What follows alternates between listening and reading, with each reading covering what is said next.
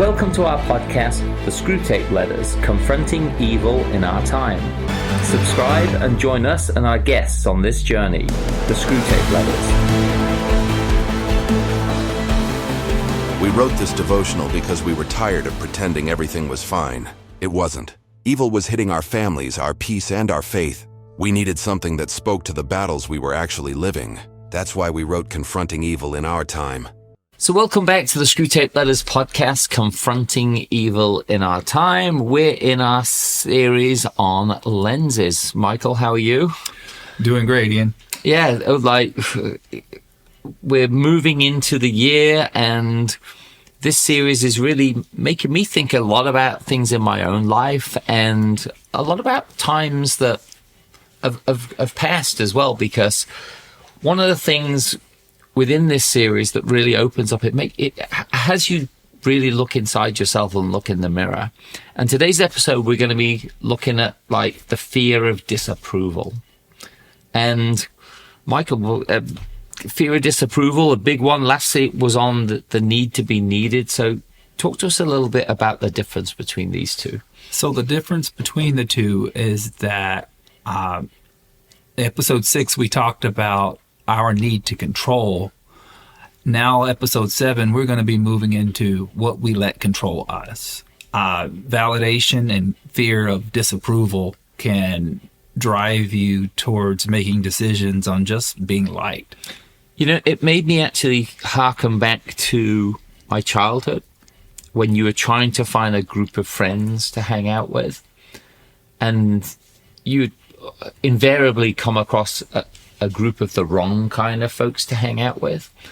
And then all of a sudden they'd say to you, hey, we're going to do X. Are you coming? And this was your sort of testing point to see if you were willing to comply, right? And the fear of them like not making you part of the gang made you compromise your own value system. And I'm seeing that sort of plays into this whole idea of like, we do things in life because we don't want to be disapproved of or looked at not the same as others. So therefore we compromise. I think you just stumbled upon something really good. So those little decisions in our childhood, although in that particular situation, it may have been small. They may have been going to harass a neighbor or the neighborhood cat or dog. But those same drivers of behavior of trying to fit in because you don't have your identity properly in Christ will drive you to keep skewing that direction. The next thing, it might be drugs when you're 16. It might be sex when you're 18. It could be crime or whatever you get into because you want to feel validated. You want to feel a part of the in-group in which you're hanging out with. Yeah, and this situation, they actually wanted to break into a building. And I remember thinking, one, I don't want to do it. Two, I don't want my parents to know that I did it if I did it. And I wouldn't want to get arrested. And all these thoughts, and I just kept thinking, I'm not like these people. And luckily, it did bum me out a little bit that they were like later and they didn't want anything to do with me at that point in time because I wasn't willing to submit. But at the same time, there was that spark inside of me that was saying, you just made the right choice. But again, humanity has this power of groups and groupthink where when you won't comply and you feel that, yeah, they'll disapprove, right? Or they'll see you as someone who isn't worthy of part of their clan. And then you really do think about compromise and values to make other decisions. So there's another perspective to this. You've made me think in my own lifestyle, in my own life, my childhood. I grew up in the South, and I went to a school that was majority white, being a black male. It was a lot of what happened to me was performance. So I wouldn't be accepted by the other kids at school. But since I was an athlete and I made straight A's, my parents made sure that I did that. That got me acceptance from the teachers, that got me acceptance from some of the other students. And so I learned to perform for the audience so that I would be liked and accepted, which led to an unusual competitiveness about me and the constant need to overperform, or the word I'm looking for is burn myself out trying to impress someone. Well, you even think about it, right? Well, you get kids go, hey, jump off this. And you go, I'm not going to do it. And they call you names, and you want them to approve of you, right? Mm. So you end up doing something stupid. And the amount of people who at some point have been damaged in their childhood through those moments is probably more reason than anything that relationship with Christ should start at as early an age as possible. So you have a set of standards and you know who you're really loved by, that you won't end up compromising or making stupid decisions. You know, I dated a lot of girls that I probably shouldn't have dated because they didn't require my performance. And it was a breath of fresh air to just be able to relax in front of them and just be myself for a half a second. Now, they weren't a healthy relationship, but it was just this little glimmer of I get to just be me and you like that. It caused me not to go for the woman that would expect more of me and make me work harder to be a better person, to earn that love, to earn that respect, to earn that trust. So I would end up going with someone who didn't drive that from me, because every other perspective of my life was performance based, and it was tough. But look, I think it's probably why it says in Proverbs that the fear of men will prove to be a snare, because it was even understood then that if you fear God, you're going to make different decisions than if you fear man. Because if you constantly fear men, and as we know for anyone who's lived a number of years, that you're always going to have different groups that want and will pressure you into different scenarios, whether it's at work, being compromised into doing things that are maybe not legal or ethical, into your friends groups who maybe want you to have that extra drink that you in yourself say, no, if I go there, I'm probably not going to end well. Or being, as I say, like the class clown that they encourage to do something stupid. And there's a multitude of those scenarios that within that lens that we build of that fear of disapproval, the last thing we want to do is not perform the way they want, rather than them being like, forget him, he's like not worthy. You know, it's especially dangerous when it's about dating and getting married, because you meet a person and you want them to like you. And let's say I'm a male and I meet a female, and maybe she's not a Christian, but she treats me well. And we end up performing to make them like us, but we step off of our values and morals that we're supposed to be following. We're supposed to be getting deeper in our faith, but I have a chance at love here. And so I'm going to make some small compromises in the beginning that later turn to huge compromises.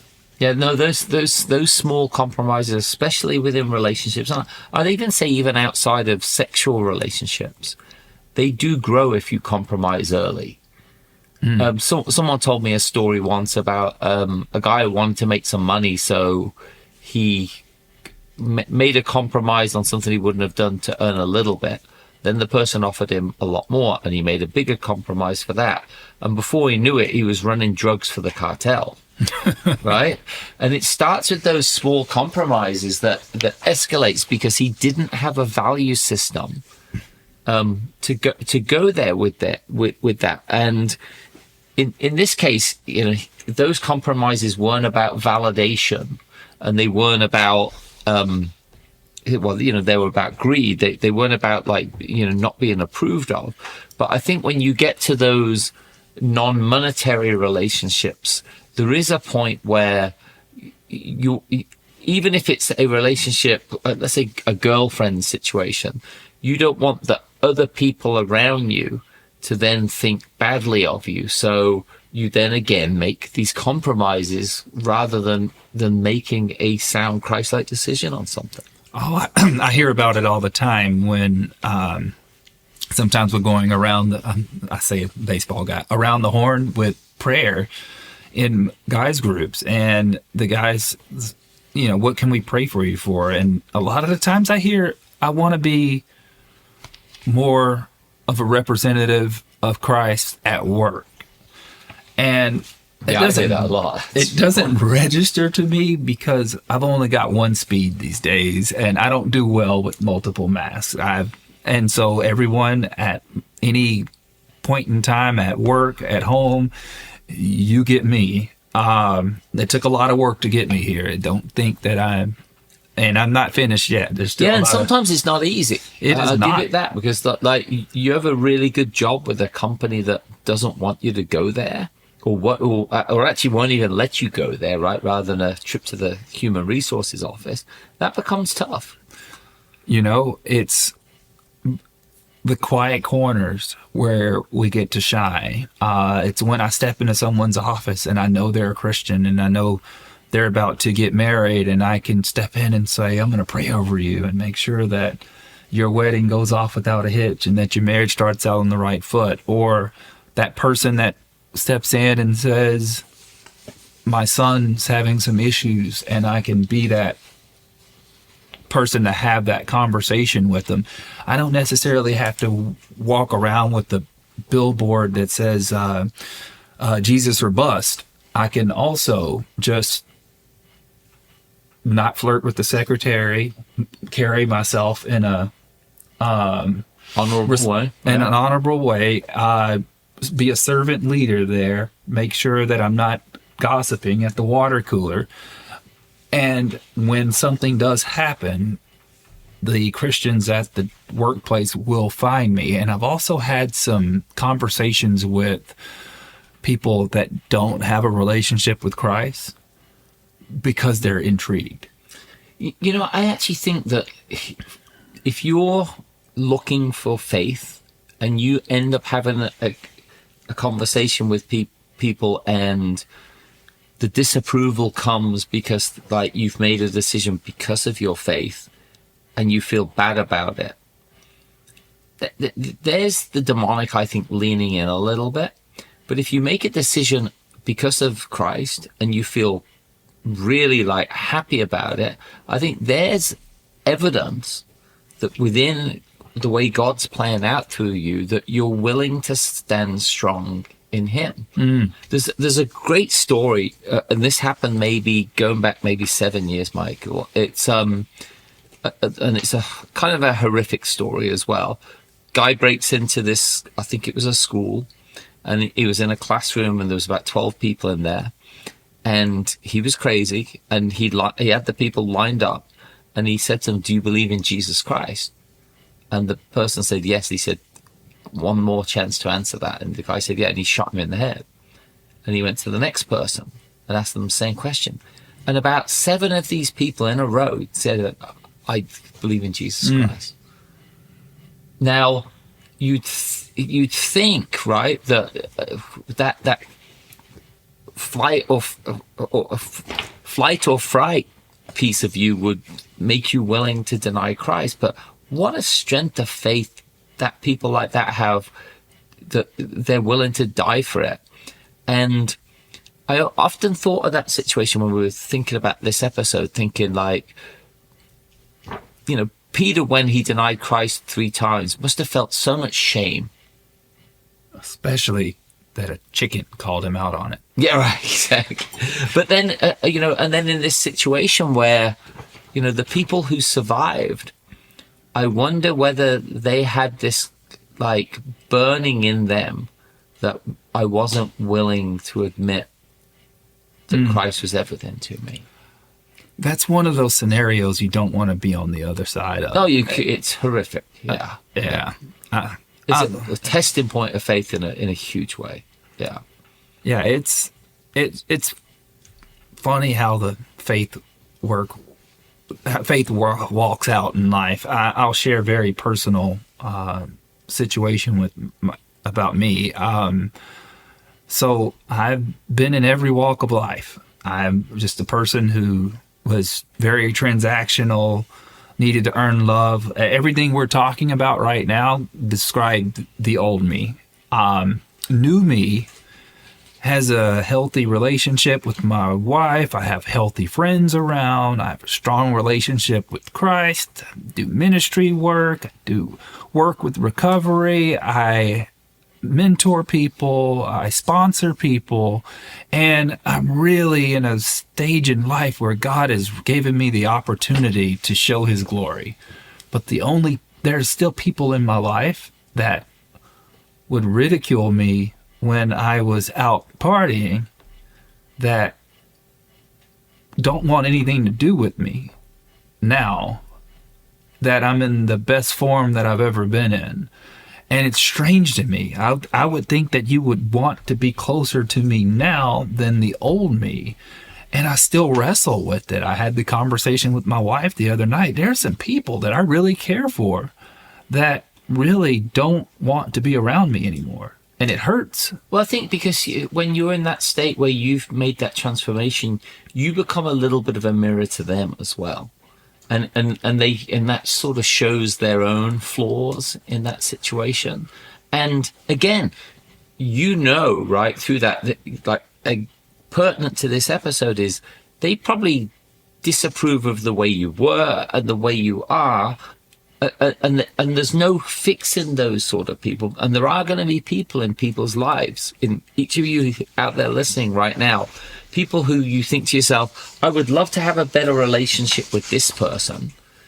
But I think as Christ says, when he says to his apostles, if you go into town and talk about me and they want nothing to do with you, just shake the dust from your sandals and move on. I think that's the same way. If they won't accept you for what Christ has done with you, you have to just be discerning and move on from those people. Right. It's I had a vision the other morning when I was reading the Bible, and it was the story of Lot. And God spoke to me in that instant and said, look what happens when you turn back to what I'm leading you away from. And I looked at Lot's wife, who turned back and looked at that old life. And that's what I've got to tell myself. Galatians 1:10, am I seeking the approval of man or of God?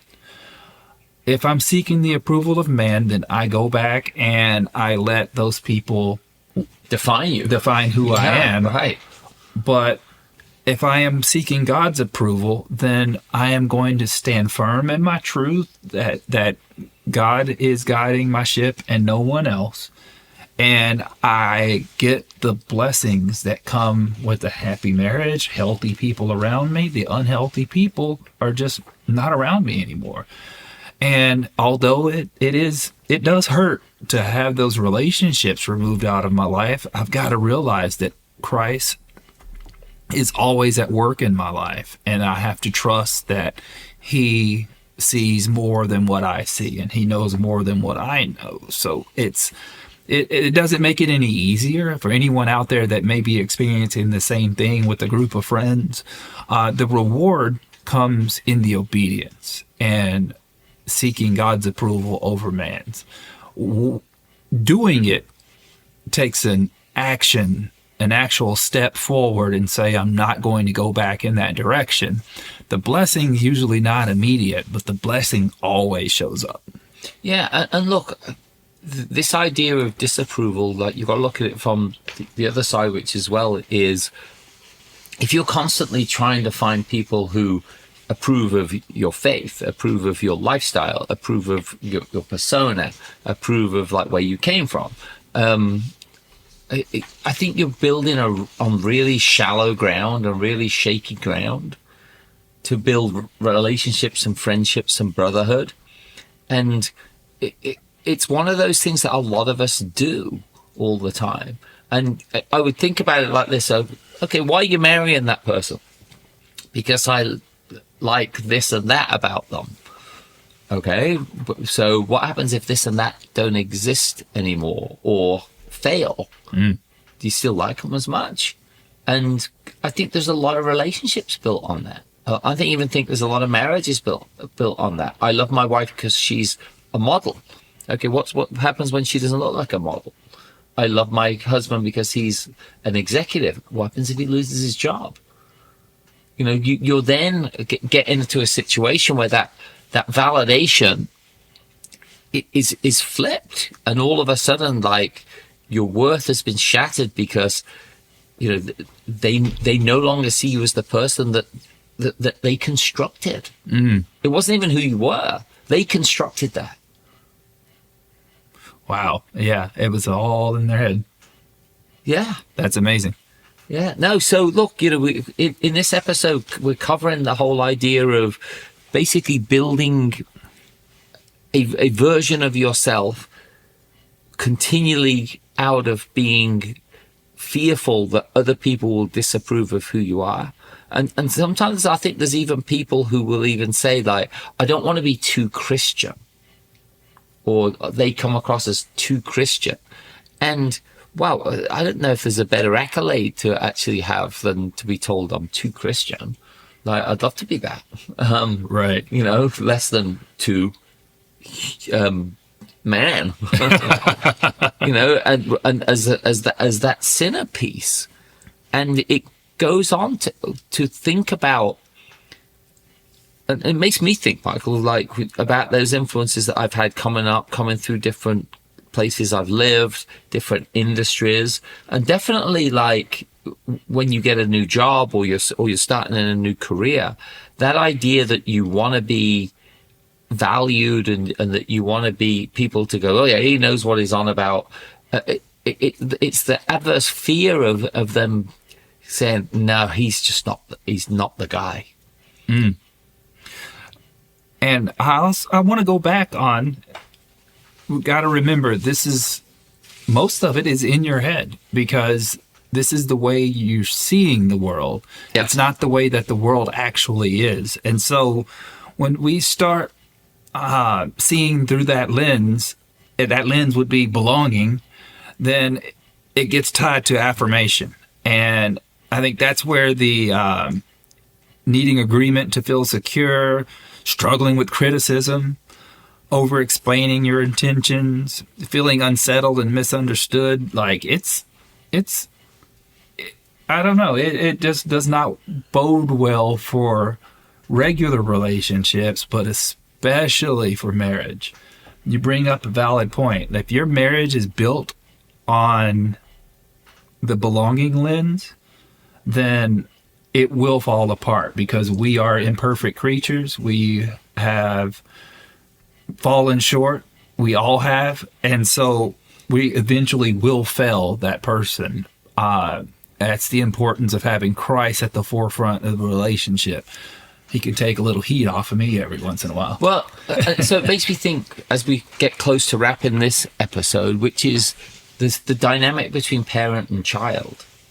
And that's where I think parents have got to be really careful, because if your child continually thinks that you disapprove of everything that they do, one, you're not going to help them be their own person, and you're not going to fledge them and have someone who goes out into the world happy.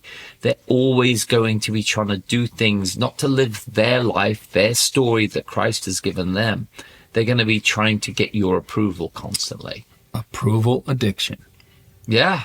It is. It distorts the identity of who you were supposed to be, and you start becoming who you are through the approval process.